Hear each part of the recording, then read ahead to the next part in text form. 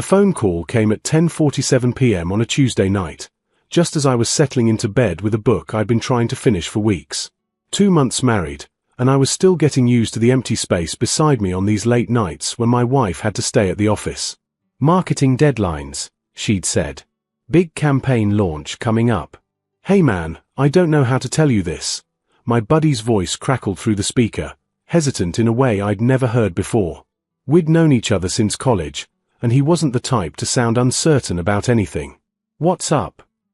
I asked, already feeling my stomach tighten. "Your wife. She's here. At Voltage.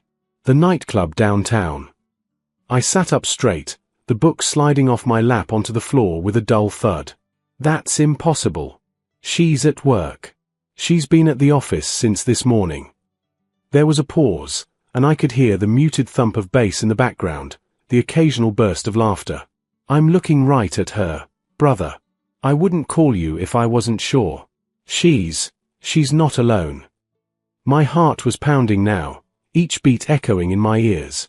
"What do you mean, not alone?" "There's a guy. They're dancing. It doesn't look like work, man. I'm sorry." The next few seconds felt like hours. I tried to process what he was saying, tried to make it make sense. My wife, the woman I'd married in a small ceremony on the beach just 60 days ago, was at a nightclub when she told me she'd be working late. There had to be an explanation. A client meeting that moved locations? A team celebration she hadn't mentioned? "Send me a photo," I heard myself say, my voice sounding distant and strange. "Are you sure? Maybe you should just send it." My phone buzzed 30 seconds later. I opened the message with trembling hands, and there she was. The woman I'd woken up next to that morning, who'd kissed me goodbye and promised she'd try not to be too late. She was wearing a red dress I'd never seen before, her hair styled in loose waves that caught the club lights. And she was dancing, body pressed close against a man in an expensive-looking suit, his hands on her waist, her arms draped around his neck. They were laughing about something, her head thrown back in a way that spoke of familiarity, of comfort. The man's face was partially visible in the shot. My chest constricted. I knew him. Not well, but I knew him. David something, a co-worker she'd mentioned a few times. "Just someone from the sales team," she'd said when I'd asked. "We work on campaigns together sometimes." I stared at the photo for a long moment, my mind racing through the past 2 months. The late nights. The weekend emergency meetings. The new clothes I'd noticed in her closet. The way she'd started keeping her phone face down on every surface. All the small things I dismissed, explained away, ignored because I trusted her. Because I loved her. "I'm coming down there," I told my buddy, already pulling on jeans and a shirt. "Want me to wait for you? I can keep an eye on things." "Yeah. But don't let her see you. Don't let her know anyone's watching." I don't remember the drive downtown. My hands gripped the steering wheel so tight my knuckles went white, my mind caught in a loop between denial and anger. There had to be an explanation. But that photo, the intimacy of it, the easy familiarity between them, kept burning behind my eyes every time I blinked. Voltage was a high-end club in the financial district, all glass and steel and velvet ropes. I'd never been there. She'd never mentioned wanting to go. As I pulled up across the street, I saw the line of well-dressed people waiting to get in, the valets parking luxury cars, the whole scene of a world I didn't know my wife inhabited. My buddy met me at the corner, his face grim. "They're still inside. Same spot, near the back bar." "Man, I'm really sorry about this." I nodded, unable to speak. Part of me wanted to storm in there, to confront them both in front of everyone. But something held me back, a need to understand, to see the full picture before everything exploded. "I'm going in," I said finally. "Alone." The bass hit me like a physical force as I stepped through Voltage's entrance, the bouncer barely glancing at my ID before waving me through. Inside was a world of strobing lights, expensive perfume, and bodies moving in calculated rhythm. Crystal chandeliers hung from the ceiling, somehow both elegant and garish in the pulsing neon glow. This wasn't the kind of place my wife and I went together. We were movie night at home people, Sunday morning breakfast people. Or so I thought. I kept to the edges, moving through the crowd like a ghost. My buddy had texted me their exact location. Back corner, near the VIP section. As I navigated through the crush of people, I caught glimpses of my old life flashing through my mind. Our first date at that coffee shop near the university, the way she'd laughed at my terrible jokes, the morning she'd said yes to my proposal. Had any of it been real? Then I saw them. They were at a high-top table in a roped-off area, drinks in hand, leaning close to talk over the music. The red dress looked even more stunning in person, professional and seductive at once. David, I remembered his name now, David Chen from the campaign she'd mentioned last month, had his hand resting on the small of her back, casual and possessive. They looked like a couple. They looked like they belonged together. I positioned myself behind a column about 30 feet away, partially hidden by a group of young professionals celebrating someone's promotion. From here, I could watch without being seen. Every instinct screamed at me to march over there, to demand answers, to make a scene. But I forced myself to wait. If she was lying about being here, what else was she lying about? I needed to know the full truth. A waitress brought them another round, something amber in crystal glasses, not the cheap wine my wife usually drank at home. She took a sip and said something that made David laugh, his head tilting back. Then he pulled out his phone, showed her something on the screen. Her face lit up, and she clapped her hands together in delight like a child receiving good news. They stayed like that for another 20 minutes, talking and laughing, occasionally touching, his hand on her knee, her fingers brushing his arm. The intimacy was undeniable. This wasn't a chance meeting or an awkward work obligation. This was comfortable. This was routine. My phone buzzed. A text from her, still at the office. Might be another hour. Don't wait up. Love you. I stared at those words, love you, while watching her whisper something in another man's ear. The casual cruelty of it hit me harder than any confrontation could have. She wasn't just lying about tonight. She was maintaining an entire fiction, keeping me in a carefully constructed bubble while she lived a completely different life. Around 11:30, they got up to leave. I watched as David helped her with her jacket, a sleek black leather piece I'd never seen before, and placed his hand on her lower back again, guiding her toward a side exit. I followed at a distance, my heart pounding so hard I thought it might burst through my chest. Outside, the cold November air hit like a slap. I hung back in the doorway as they walked to the valet stand. David handed over a ticket, and they stood close together, her head on his shoulder, his arm around her waist. A moment later, a silver BMW pulled up, his car, presumably. But instead of getting in, they stood there talking for a few more minutes. She kept checking her phone, glancing at the time. Then she kissed him. Not a polite peck on the cheek, but a real kiss, long and deep, the kind of kiss that told a whole story. When they finally pulled apart, she said something that made him smile, touched his face gently, then pulled out her own phone to call a ride. He drove away, and she stood there alone, her whole demeanor changing. The bright smile faded. Her shoulders slumped slightly. She looked tired suddenly, and older. She checked her reflection in her phone screen, adjusting her hair and wiping at her lipstick. Then she started walking, not toward the ride pickup area, but down the street toward the parking garage 2 blocks away. I followed, staying far enough back to remain invisible but close enough to see where she was going. She led me to the garage, up 3 levels, to a silver sedan I'd never seen before. Our apartment had 1 parking spot, which her car, a modest Honda, occupied. I'd assumed she drove that car everywhere. She got in, started the engine, then just sat there for a long moment, staring at the steering wheel. Even from across the garage, I could see her take a deep breath, like someone preparing for a performance. Then she pulled out her phone, typed something, and drove toward the exit. My phone buzzed again, finally leaving the office. Be home in 20. So exhausted. This campaign is killing me. I stood in that parking garage, in the harsh fluorescent light, watching her taillights disappear down the ramp. 20 minutes. She was giving herself 20 minutes to transform back into the woman I thought I knew. 20 minutes to shed whatever life she'd been living and slip back into ours. I had a choice to make. I could go home, confront her the moment she walked in the door, demand the truth. Or I could do what every instinct told me to do, wait, watch, and learn exactly who I'd married. I didn't go home that night. Instead, I checked into a hotel room 3 blocks from our apartment and texted her that I'd fallen asleep on the couch at my buddy's place after watching a game that ran late. She responded immediately, "No problem. Sleep well. See you tomorrow. XO. The lies came so easily to both of us now. I couldn't sleep. I lay on the hotel bed fully clothed, staring at the ceiling, replaying everything I'd seen. The club. The intimacy. The kiss. The mysterious car. Each detail felt like a piece of a puzzle I didn't want to complete, because I knew the final picture would destroy everything I thought I knew about my life. By sunrise, I'd made a decision. If my wife could maintain a double life, then so could I. I would become invisible, a detective in my own marriage, until I understood the full scope of her deception. Only then would I confront her.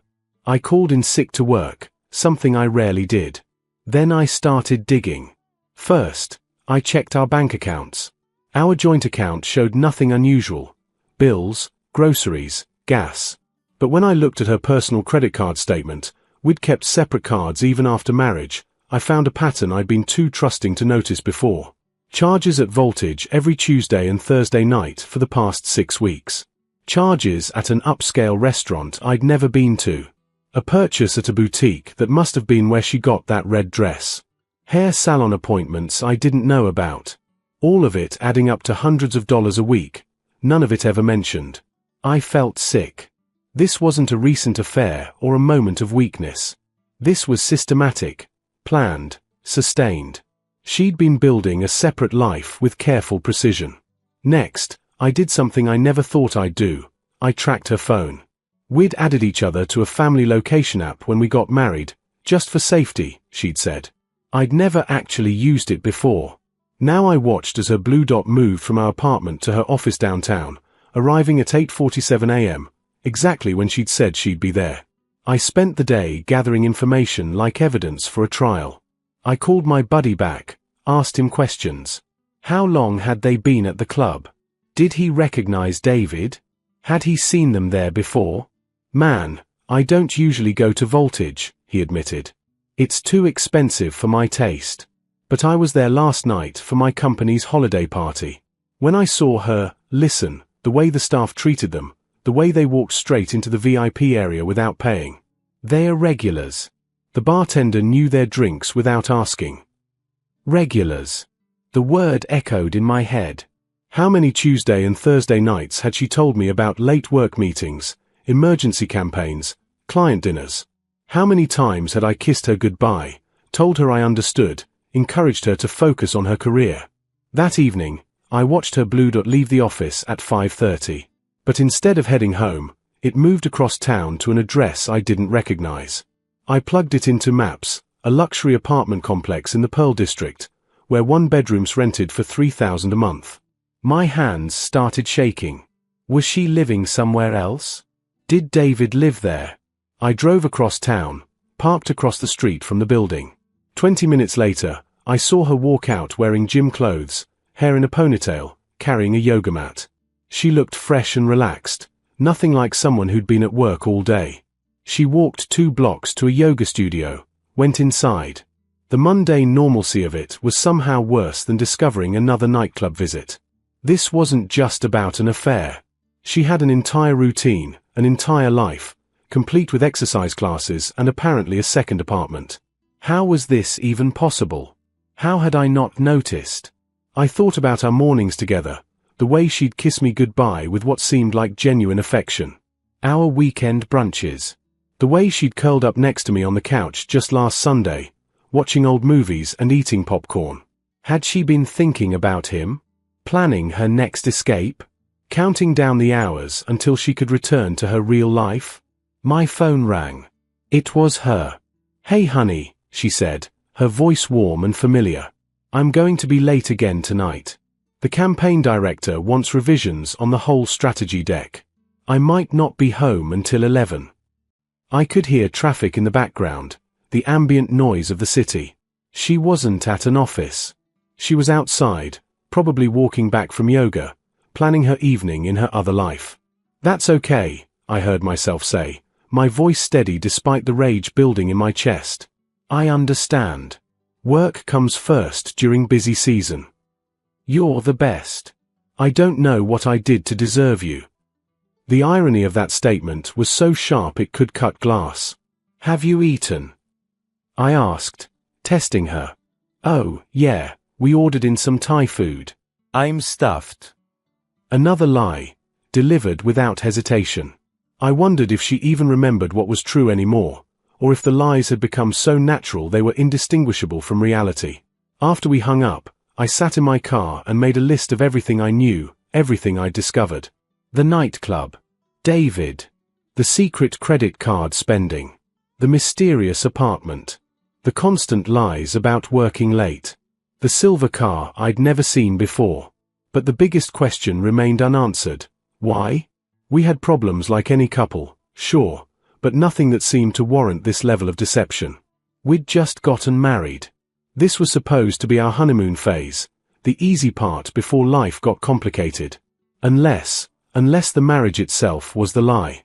Maybe I was the other life, the cover story, the respectable husband she could present to family and friends while she pursued whatever she really wanted with David.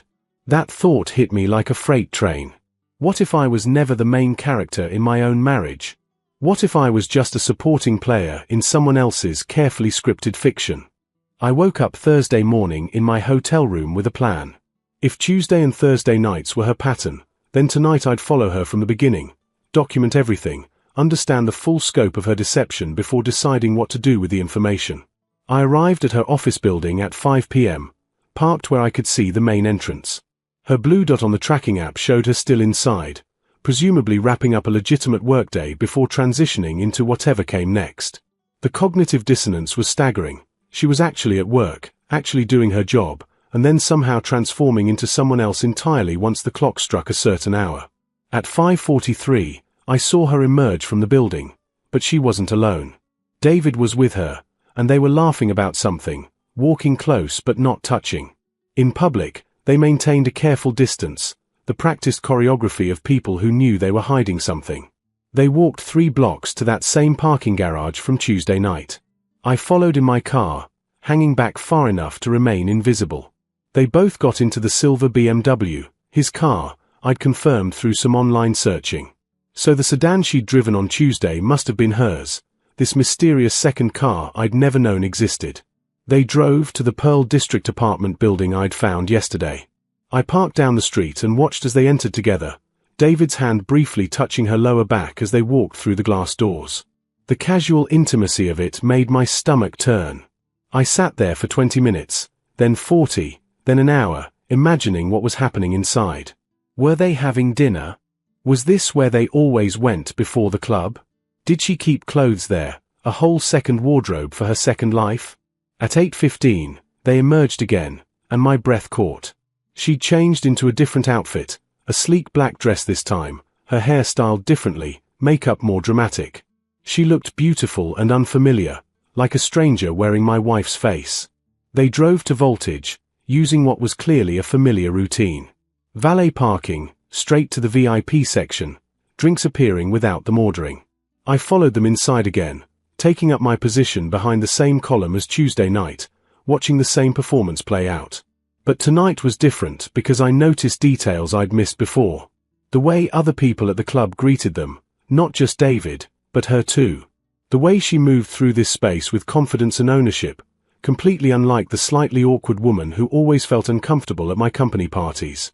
This was her element. This was where she came alive.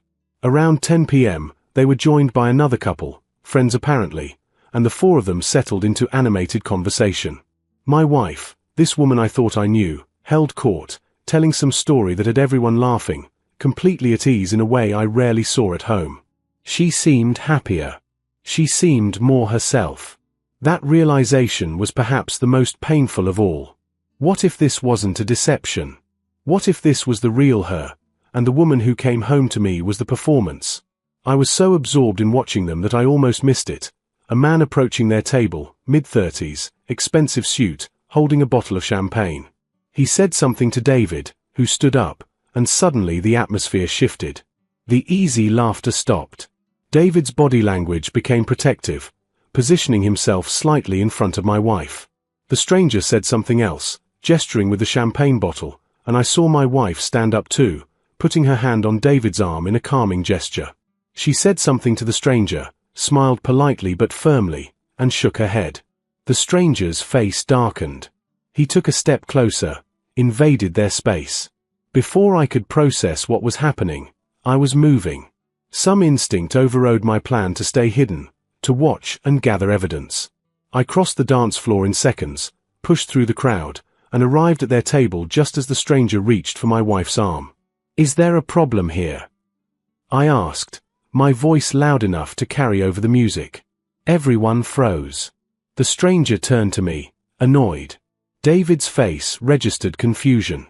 And my wife, her expression cycled through shock, fear, and something else I couldn't quite identify in the span of a heartbeat. "Who are you?" the stranger demanded. "I'm her husband," I said, the words tasting strange in this context, in this place where I didn't belong, in the middle of a life I'd never been invited into. The stranger laughed, looked at my wife. "You said you were single." She started, but no words came. David stepped forward.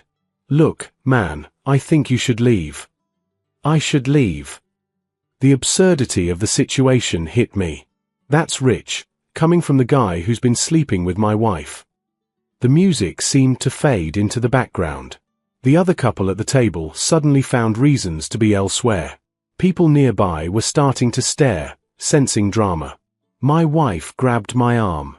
"Not here. Please. Can we go somewhere and talk?" "Talk?" I pulled away from her. "You want to talk now? After weeks of lies? You've been following me." It wasn't a question. Her voice was quiet, sad rather than angry. "Following you? I've been trying to understand who I married. Turns out, I have no idea." David moved between us. "Hey, I think everyone needs to calm down." "You don't get to talk," I cut him off.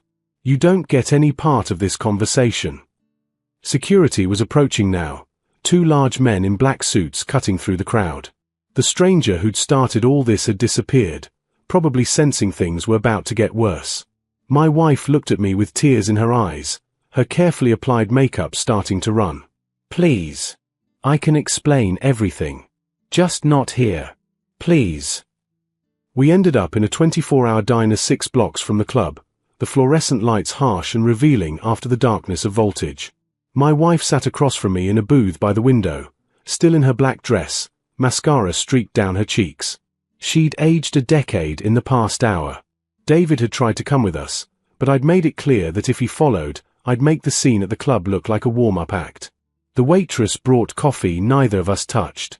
Outside, the city moved on, indifferent to the implosion of my marriage. "How long have you known?" she asked finally, her voice barely above a whisper. "Since Tuesday. My buddy saw you at the club." She nodded slowly, like this confirmed something she'd been suspecting. I wondered. "You've been different the past few days. Distant." The irony of her accusing me of being distant made me laugh, a bitter sound that had nothing to do with humor. "I've been distant? That's really what you want to lead with?" "No. I'm sorry. That came out wrong." She wrapped her hands around the coffee mug, seeking warmth. "Everything I say is going to come out wrong. Then try the truth. Just once, try the truth." She was quiet for a long moment, staring into her coffee like it held answers. When she finally spoke, her voice was different, stripped of pretense, raw and honest in a way I'd never heard before. "My name isn't really Sarah." I blinked, certain I'd misheard. "What?" "I mean, it is legally. I changed it when I was 22. But I was born Emma Catherine Lawrence. I grew up in Manhattan, private schools, country club, the whole thing. My father is James Lawrence. The James Lawrence, from Lawrence Financial Group." I knew the name. Everyone knew the name. One of the wealthiest families in New York, old money and new real estate empires. "You're lying." I wish I was. She finally looked up at me, and I saw something in her eyes I'd never seen before, not guilt, but exhaustion. When I was 21, I told my family I didn't want their life.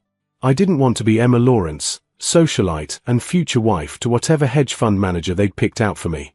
I wanted to be normal. I wanted to find out who I was without the money and the name and the expectations. So you just left. I ran. Changed my name, moved to Portland, got a normal job, built a normal life. For 6 years, I was Sarah Mitchell, regular person with a regular life.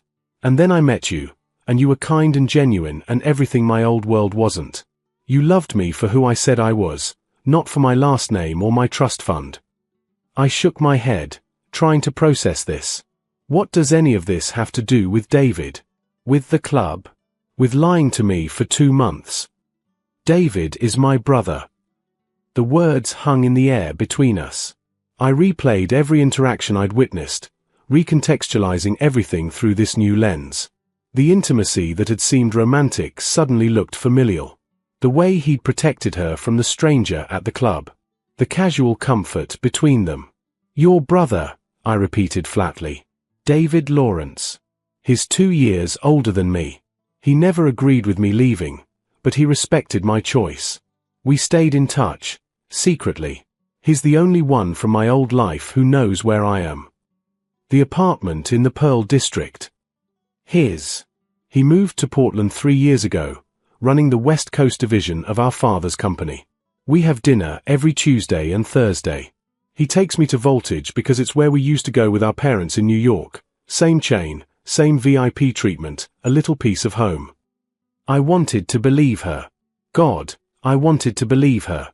But I'd seen too much, uncovered too many lies. The kiss. I saw you kiss him. On the cheek. Probably. David's European like that, always has been. No. On the mouth. A real kiss.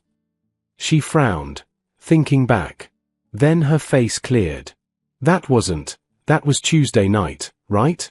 Right before he left. I nodded, my jaw clenched. He told me that Dad has cancer. Stage 4. Maybe 6 months. Her voice broke. That kiss was goodbye, in a way. Because if I go back to see Dad, if I go home, I can never be Sarah again. The press, the family, everyone would know where I've been. And you'd know who I really am. I already don't know who you are. She flinched like I'd slapped her.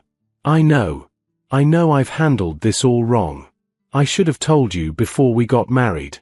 I should have told you when David moved here. I should have told you 1,000 times, but I was so afraid you'd see me differently. That you'd want Emma, the heiress, instead of Sarah, the marketing manager.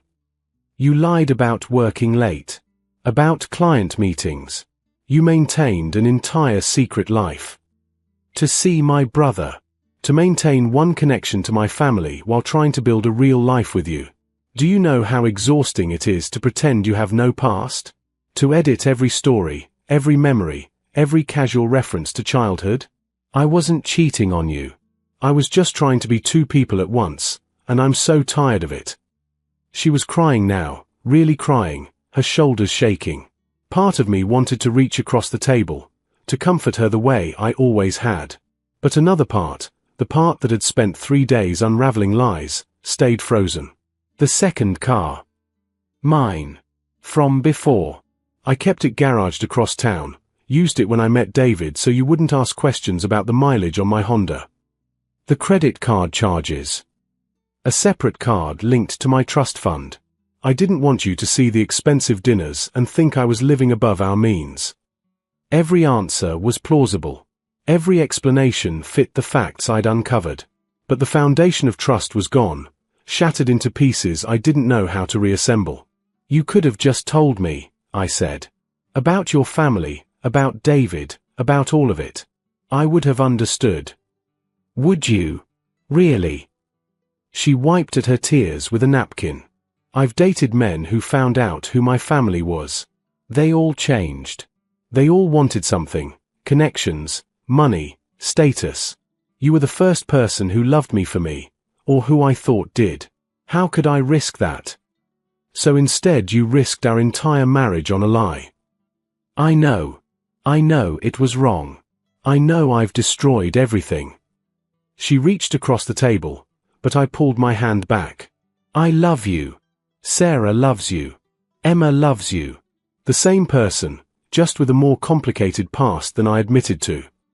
That's the thing though, you're not the same person. Sarah never would have lied to me for months. Sarah never would have built an entire secret life. So which one am I actually married to? She had no answer for that. We sat in silence as the sky outside began to lighten, the city preparing for another day. I thought about our wedding, the vows we'd exchanged on that beach. I thought about the woman I'd fallen in love with, the life we'd been building. I thought about Emma Lawrence, the heiress playing dress-up as a normal person. I thought about Sarah Mitchell, the wife who'd looked me in the eye and lied 100 times. Your father, I said finally. He's really dying. She nodded, fresh tears spilling over. Then you should go see him. You should be Emma again, at least for a while. Be with your family. And us. I looked at her, really looked at her, trying to see past the lies and the secrets and the hurt. Trying to find something real to hold on to. I don't know, I admitted. I don't know if we can come back from this. You didn't just lie about your past. You lied about your present, every single day. How do I trust anything you say now? I understand. She stood up, gathering her jacket. For what it's worth, everything I felt for you was real. Every moment of happiness, every laugh, every quiet morning together, that was all real. The only thing I lied about was where I came from. Who I see on Tuesday and Thursday nights. The rest was true. She left cash on the table for the coffee and walked toward the door. At the threshold, she paused and turned back. I'll stay at David's for a while. Give you space to figure out what you want. And I'll go to New York this weekend. See my father while there's still time. Maybe being Emma again will help me figure out who I actually am. Then she was gone, disappearing into the early morning light, leaving me alone in a diner booth with 2 untouched cups of coffee and a marriage in ruins. I sat there for a long time, watching the city wake up, trying to process everything. She wasn't cheating. The betrayal was different than I'd imagined, but somehow the hurt felt just as deep. She'd loved me enough to leave her entire world behind, but not enough to trust me with the truth of who she was. My phone buzzed. A text from an unknown number. This is David. I know you probably hate me right now, but my sister is a good person who made bad choices out of fear. If you need to talk, I'm here. And for what it's worth, I've never seen her happier than she's been with you. I stared at the message for a long time before finally typing a response. Tell me about your father's condition. Over the next hour, as the diner filled with breakfast customers, David sent me information about his father's cancer, about the family dynamics, about Emma's escape 6 years ago. He sent photos, old ones, showing a younger version of my wife in evening gowns at charity galas, surrounded by wealth and privilege and looking utterly miserable. And recent ones, candid shots from their Tuesday and Thursday dinners, showing her laughing and relaxed, looking more like the woman I'd married. He painted a picture of a girl desperate to be seen as a person rather than a name. Of a family that loved her but couldn't understand her need to be ordinary. Of a brother who'd supported her choice while remaining part of both worlds. The sun was fully up now, and I realized I had a decision to make. I could walk away, let the lies poison everything we'd built, protect myself from future hurt.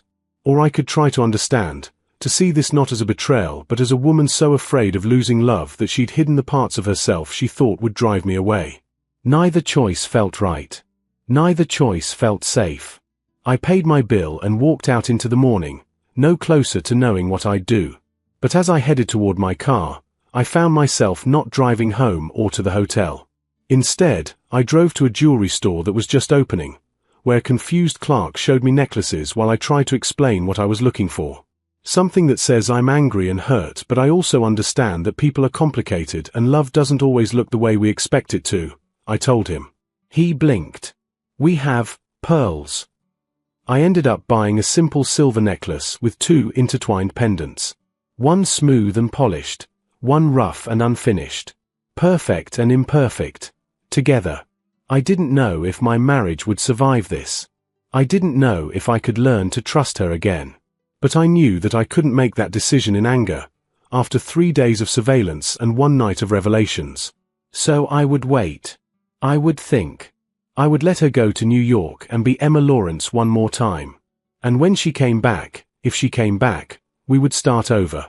Not as Sarah and her devoted husband, or Emma and her escape plan, but as 2 complicated people trying to figure out if love was enough. The necklace sat in its box on my passenger seat as I drove, neither promise nor ending, just a question waiting to be answered.